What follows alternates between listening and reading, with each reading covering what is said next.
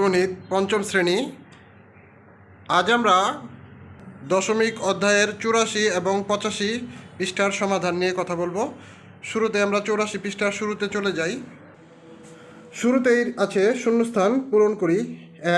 3 ভাগ 1.5 সমান সমান 3 ভাগ 15। যেহেতু এখানে 1.5 ছিল, লিখলাম 15, সুতরাং আমরা বেশি কি লিখছি দেখেন, এখানে আসলে 1.5 কিন্তু এখানে লিখছি আমরা 15, সুতরাং এখানে আমাদের বসবে হচ্ছে 10। কারণ এই 10 বসবে এই কারণ এই যে 1 দশমিকের বদল 1 লিখলাম আর 1 ঘর আছে, সুতরাং একটা শূন্য। সমান সমান আমরা যদি এটাকে ভাগ করি এবং 10 দিয়ে গুণ করি তাহলে আমরা পাবো 2। ঠিক একইভাবে এই 1-এর জন্য 1, দশমিকের জন্য 1 আর একটা সংখ্যার জন্য একটা শূন্য, এবং এটাকে ভাগ করে 10 দ্বারা গুণ করলে আমরা 15 পাচ্ছি।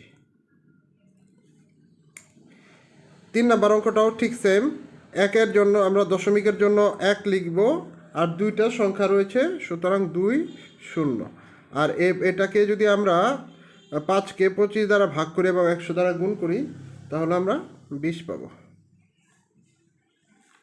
4 নম্বর প্রশ্নটা 2 ভাগ 0.125। দেখো, দশমিকের বদল আমরা 1 লিখব, 1টা 2টা 3টা, সুতরাং 3টা শূন্য, 1টা 2টা 3টা শূন্য। 2কে 125 দ্বারা ভাগ করে 100 দ্বারা গুণ করলে আমরা 16 পাবো। এভাবে আমরা শূন্যস্থানগুলো পূরণ করলাম। আশা করি তোমরা বুঝতে পেরেছ। এ পর্যায়ে আমরা ভাগ করি, ভাগ অঙ্ক দেখব। প্রথমে যে ভাগটা 1 নাম্বার 7 ভাগ 1.4। 7 ভাগ 1.4। আমরা জানি যে ভাজক এখানে হচ্ছে 1.4 আর ভাজ্য হচ্ছে 7। ভাজকে কখনোই দশমিক রাখা যাবে না। এই দশমিক যদি আমরা উঠায় দিতে চাই তাহলে একে 10 দ্বারা গুণ করতে হবে, কারণ দশমিকের পরে যেহেতু একটা ঘর আছে, সুতরাং 10 দ্বারা, আর 2টা ঘর থাকলে 100 দ্বারা, আর 3টা ঘর থাকলে আমরা 1000 দ্বারা গুণ করতাম। তাহলে 7 এবং 1.4 উভয়কে 10 দ্বারা গুণ করি। এই ভাগ চিহ্ন বসালাম, 1.4 গুণন 10 সমান সমান 7 10 70 ভাগ, এটা দশমিক উঠে যাবে, 14 হয়ে যাবে। এখন আমরা 14 দ্বারা 70কে ভাগ করি। যদি আমরা 5 বার দিই, 5 14 70 হয়ে যায়, সুতরাং আমাদের ভাগফল হলো 5। সমান সমান আমরা ভাগফল লিখব 5। অনেক গাইডে এই ভাগগুলোকে এই সিস্টেমে ভাগ করে এরভাবে ভাগ করতে বলা হয়েছে। আমরা এখানে যেহেতু কোনো উল্লেখ করে নাই, আমরা আগের নিয়মেই ভাগ করব। আগের নিয়মটা কীরকম? এই যে নিয়মটা ভাগ করব, এটা আমাদের জন্য সহজ হবে। একইভাবে 2 নাম্বার 3 নাম্বার তোমরা করবা, আমি 4 নাম্বারটা করে দিই। 4 নাম্বার 8 ভাগ 0.4। এখানে আছে 8 ভাগ 0.4।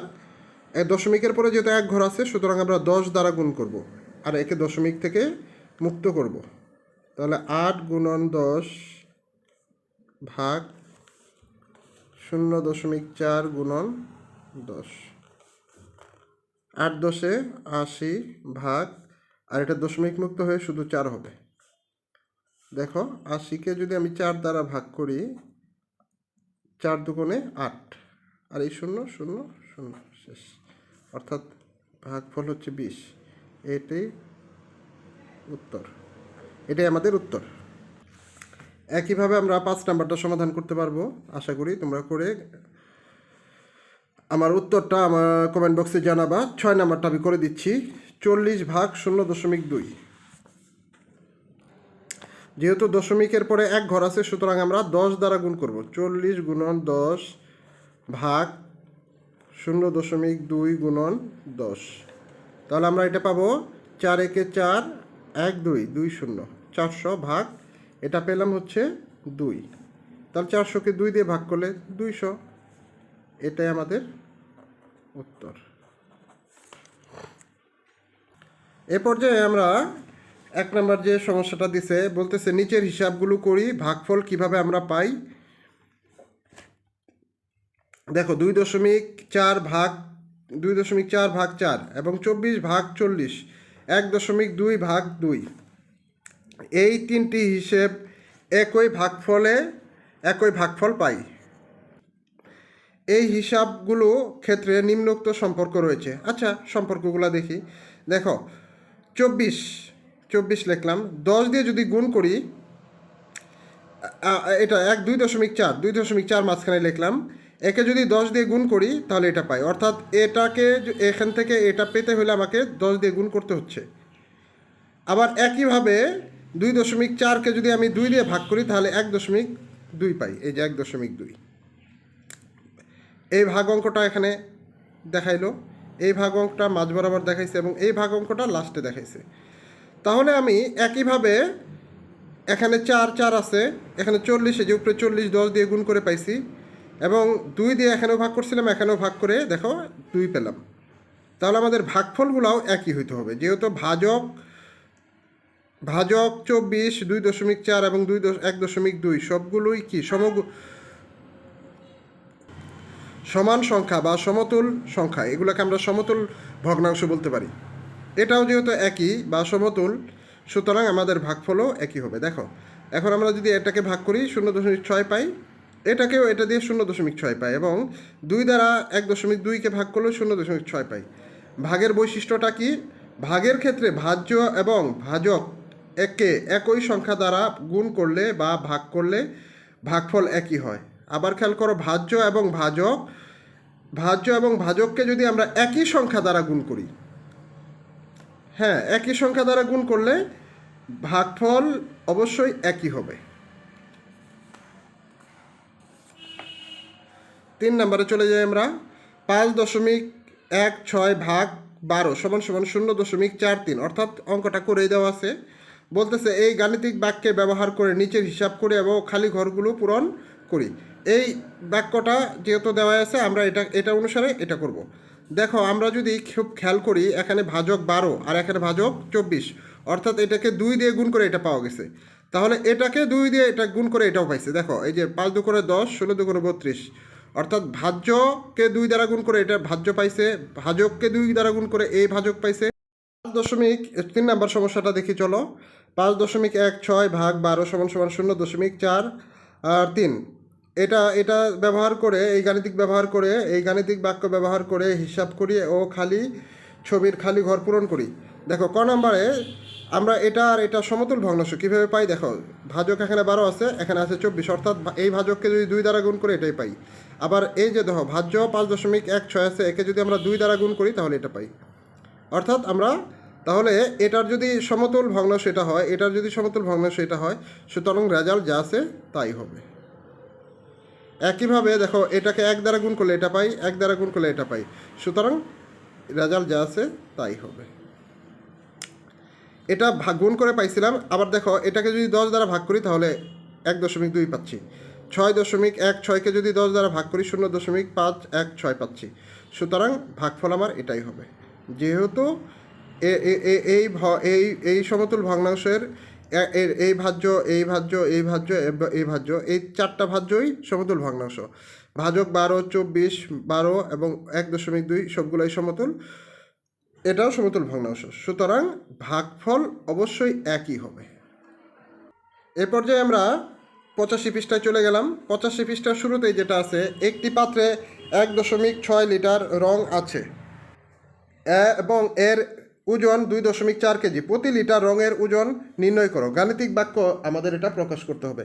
গাণিতিক বাক্যটা হবে, ওজনকে যদি আমরা এই রং দ্বারা ভাগ করি তাহলেই পাওয়া যাবে। অর্থাৎ 2.4 ভাগ 1.6 সমান যা হবে সেটাই আমাদের গাণিতিক বাক্য, এটাই হলো ভাগফল। এই যে ছেলেটা এটাই বলতেছে, ওজন ভাগ আয়তন সমান প্রতি লিটারের ওজন। এই যে ওজন ছিল 2.4 লিখলাম ওজন, আর আয়তন হচ্ছে এই যে 1.6। এরা চিত্রের সাহায্যে আরও সহজে প্রকাশ করছে। আয়তনটাকে একটা দিকে নেওয়া হয়েছে 1 2, আয়তন যেহেতু 1.6, তাহলে 1-এর দিক দিয়ে আর একটু সামান্য বাড়তি, আর ওজনটাকে এরা 2.6 এদিকে ওজন নিছে। আমরা যদি সমাধান করি তাহলে 2.4 ভাগ 1.6 সমান 2.4 গুণন 10 ভাগ 1.6। এখানে 10 দিয়ে গুণ করছি, এখানেও আমাকে 10 দিয়েই গুণ করতে হবে। এই গুণ করার উদ্দেশ্য হচ্ছে এই যে ভাজক থেকে দশমিক মুক্ত করা। তাহলে আমরা এটা পাবো, এটা যদি গুণ করি 2.4কে 10 দ্বারা গুণ করি 24 পাবো। 1.6কে যদি 10 দ্বারা গুণ করি 16 পাবো। 24কে যদি 16 দ্বারা ভাগ করি তাহলে আমরা যেটা পাবো 1.5। হ্যাঁ, 1.5, অর্থাৎ প্রতি লিটারের ওজন হচ্ছে 1.5 কেজি। এরপর যে আমরা 3 নম্বর সমস্যাটা দেখি। নিচের ভাগ দুটি কিভাবে হিসাব করব চিন্তা করি।